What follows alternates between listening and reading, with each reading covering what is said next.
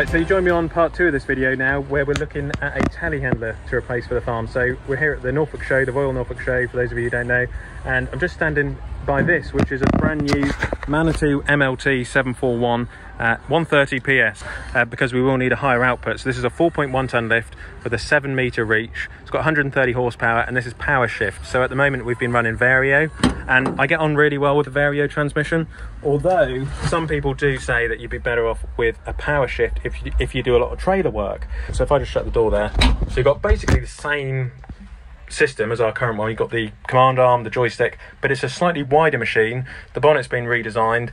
It's got slightly different horsepower, and it also has a larger hydraulic pump. It has LSU hydraulics, and it also has a slightly wider wheelbase, so it's actually a wider machine.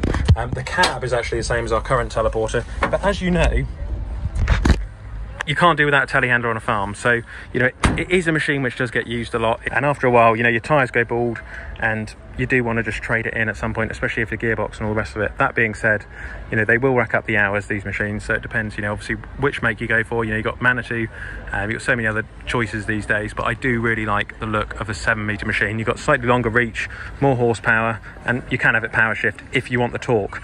Personally, I do really like the Vario transmission around the farmyard.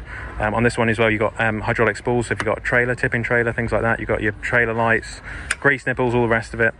Really, they've actually changed this design. They've tucked the tow hitch in. On our one, it sticks out a good, I'd say a good another sort of 30-40 centimetres, but on this one, they've actually tucked it in, which is actually a really good idea, especially when you're around buildings. They've also put the AdBlue tank on the side. On our one, the AdBlue tank is actually integrated into the front weight, so they are changing it all the time. It's also got the stage 5 system. Our one has the stage 4, I believe it was, the previous gen, and also it has the fuel tank on the right hand side, whereas our one has the fuel tank on the left hand side. So they are changing them, and I'm sure this has got eco stop as well, so if you get out of the machine, it will actually turn itself off. So they have thought about it. Another one which is pretty cool for small jobs is the MT420, which is 4 meter reach, 2 ton lift, which is pretty cool. But yeah, we'll go and have a look at some other brands, some other makes. I know a lot of you guys have been asking about them, so we'll go and see what else is out there. Personally, I'd love to get a price on that and look at that 7 meter machine. Of course, the benefit with the smaller ones is you don't have AdBlue. This hasn't got an AdBlue system on it because it is a smaller machine. It's underneath that horsepower threshold, so pretty cool. All right, so this is the other machine which I was looking at against the MLT 741. It's actually a 557, but they do make a smaller version to compete with a 741, but it isn't here today. But I was just looking at this as an alternative. The only thing is, compared to the 741, you got a long way up there, in and out every day. And the other issue is, obviously, it's got a half step, but I do find that just every day going in and out a little bit of a climb. But that being said, once you're in, it's actually not too bad. But you've got a conventional joystick, which of course a lot of people like. You've got your forwards and backwards on the joystick, computer down there for your digital display, panoramic windscreen, and it's not too bad. It's not too bad. So this is the only other one, is a KRAMER, which we're looking at as well, as a farm replacement. So Ben Burgess down there, that's the dealership who sell these machines, and they have got an LSU pump. They got quick hydraulics. They're made in Germany. They were actually they actually made class Scorpions for a long time, for anyone who doesn't know, and then they went on to basically sell the telehandlers themselves. So it is its own product now, and I think Class is actually made by Liebherr now, so you can still buy Class telehandlers, but they're under a Liebherr brand basically. But yeah, leave a comment in the comment section if you run these machines. They are really, really good.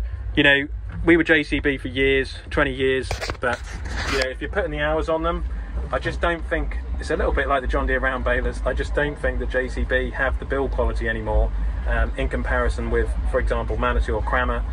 Because you need the strength in a machine if you're doing the hours, and these will rack up the hours. The 2 machines I'm looking at, you know, I want something which is strong, reliable, I can go to it every day, built in Europe.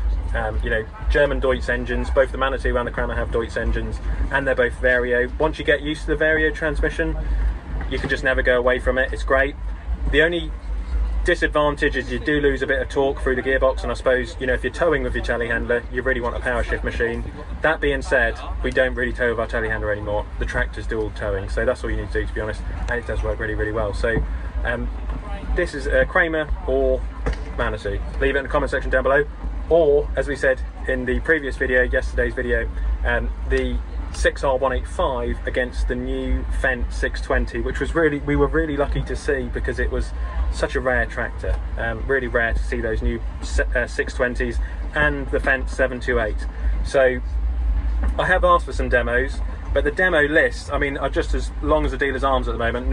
Everyone is on the list to try some of this new kit. And the way farming's going, the tractors are getting bigger, the kit is becoming more expensive, and it's becoming rarer.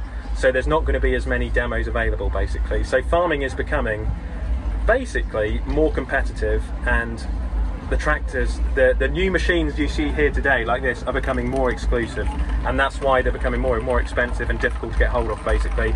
So I will try in the future to get some demos on the channel.